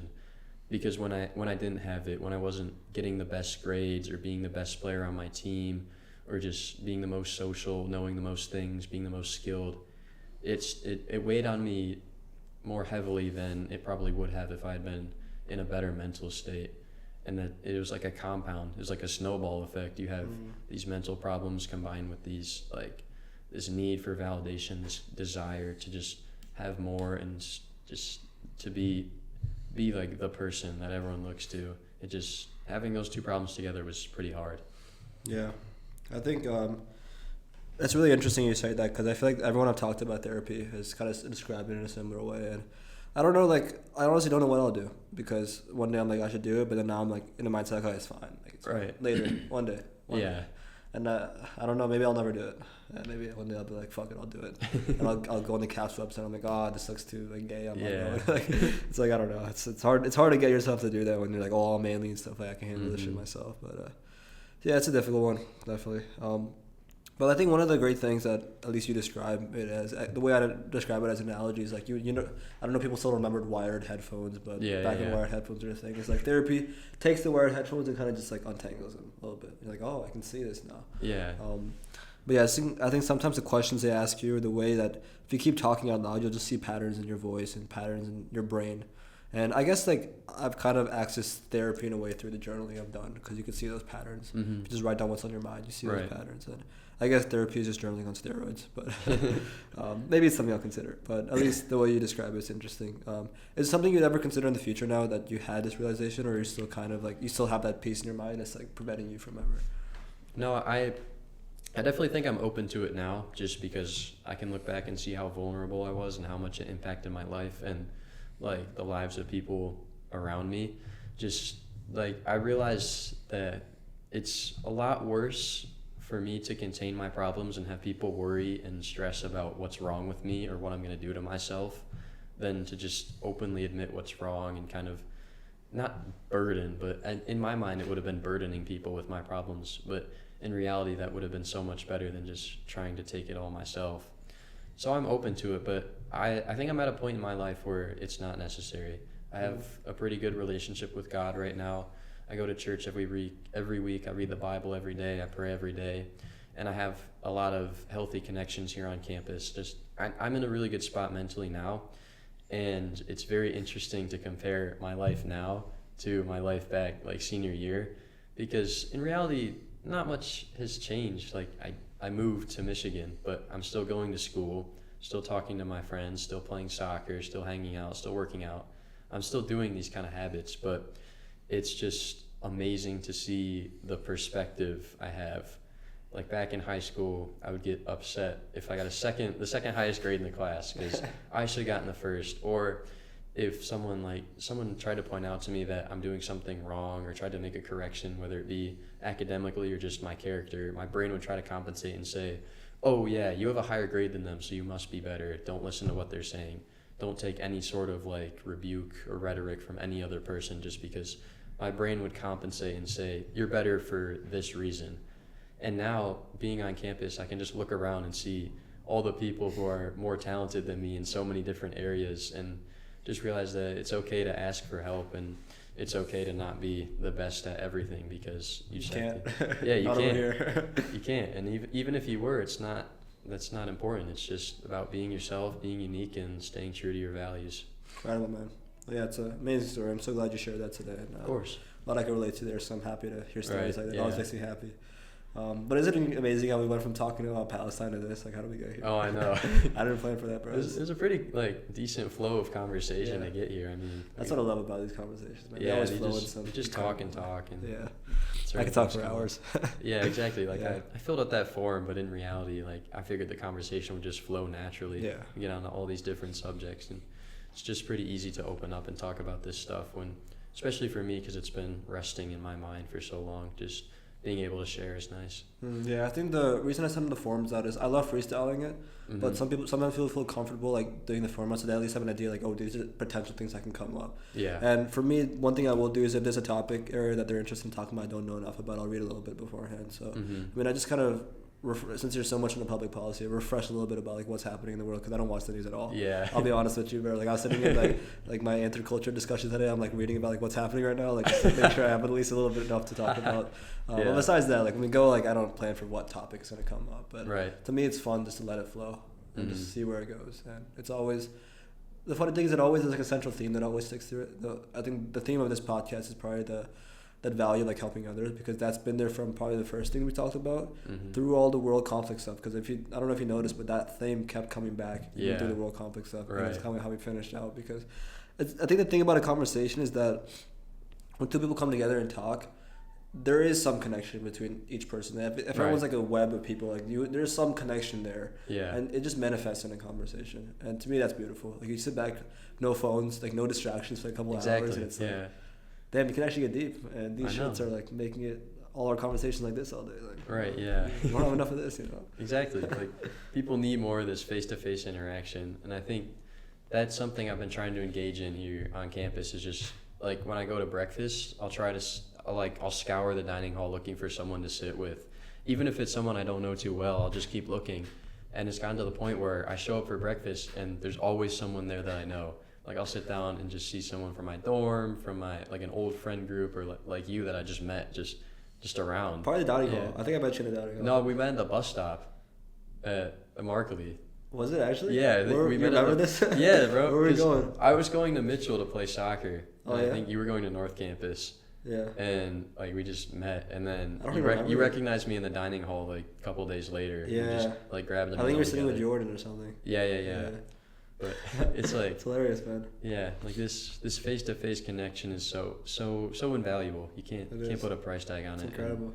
I love the thing you're doing in the dining hall. One thing I've done is my goal has been to never sit alone in the dining hall. I probably sat alone 2 or 3 times, but every time I go in, find someone. Yeah. And then it's this weird feeling holy shit, there's so many people now that you know. I know. And I honestly, some people I've gotten close into at Michigan so far, I've met them in the dining hall. You just have us running or something. I know. At school, I'll sit down with them. It's yeah, man.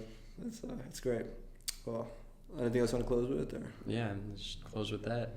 Incredible, man. Well, Tyler, I'll tell you, the second I ask someone to do a podcast with me, based on their response, I can immediately tell whether it'll be a good podcast or a bad podcast. Yeah. Because I think the problem that I've fallen into is that I'll force people into it who don't want to do it, and then it ends up being shit. And I think I felt an energy with you that you seem like it sounded like a cool idea immediately, and then Yeah. I could just tell by your engagement with it, like constantly asking me questions, like you're going through the Google documents. Right. Like, Yeah. I could just tell like, oh, this can be great. Like I know it's gonna be so well. Like I'm excited to have GeoGuessr professional. Check out his channel, guys. This guy's a professional GeoGuessr. We're gonna blow you the fuck up. Link in the description. Even though you got a bigger Link channel than me, so. That's true. I might need to post this on my channel and try some I'm gonna get some of your viewers. I don't know if I'm talking about this in the podcast, but I think one thing that I was interested in is like actually I'm thinking now that I might dedicate some time to like creating YouTube shorts and stuff because it seems that it's worked out well for you. You've at least gained a decent amount of funnel through that for your following. So well, at least when you were consistent, you said you're consistent with the short stuff right now. So how about you like tell me a little bit about like your game plan around that? Like what do you what's like your schedule wise for shorts and so yeah, the goal was to just do one a day, and then uploading was like I looked at the time when my viewers were most active. You can go on YouTube Studio and see when your viewers are active, and you want to upload like that hour right before just they're really active. Look at like the hour right before, and then it'll sit there, it'll get its new viewers, and then all of your regular viewers will come on and we'll see it. And it's important to have like clips from your videos and then like the link back to the main video. You can just insert that pretty easily, and it's like the main thing I would say with YouTube Shorts is you got to catch people's eye within the first second, because everyone's just scrolling. Like they want to see they need that dopamine hit. They need to see something instantly that's going to engage them, and so it's important to engage people from the very start, whether that's like with a creative thumbnail on your channel that's like kind of clickbait, kind of just get people to click on it, or like an interesting title, or just something that jumps out at you right away. Just engaging people within that very first second is the most crucial part. So what advice would you give me if I was creating shorts for this podcast? So what I would assume is like I'd go through and like find like either like funny moments or like deep moments. I guess I'll put like the text on the screen. I think a lot of people do that. Mm-hmm. And then like, would you advise like music or something? Like how would you recommend? Yeah, just get like, you can go on YouTube Shorts for a bit and just kind of scroll for like 30 videos. See if you can find like a song that repeats and try and put that. Oh, like other people's shorts? Yeah. Okay. Try to mimic what other people are doing with their audio. That's a great way to learn. Yeah, do what people do to win. Exactly. Yeah. Just that's the whole thing with social media is like copy what other people are doing, because that's how it works. For them. Yeah. So, and then I would say, for like the clips, definitely like funny moments, like funny things, but also like those deep quotes that just kind of resonate with people.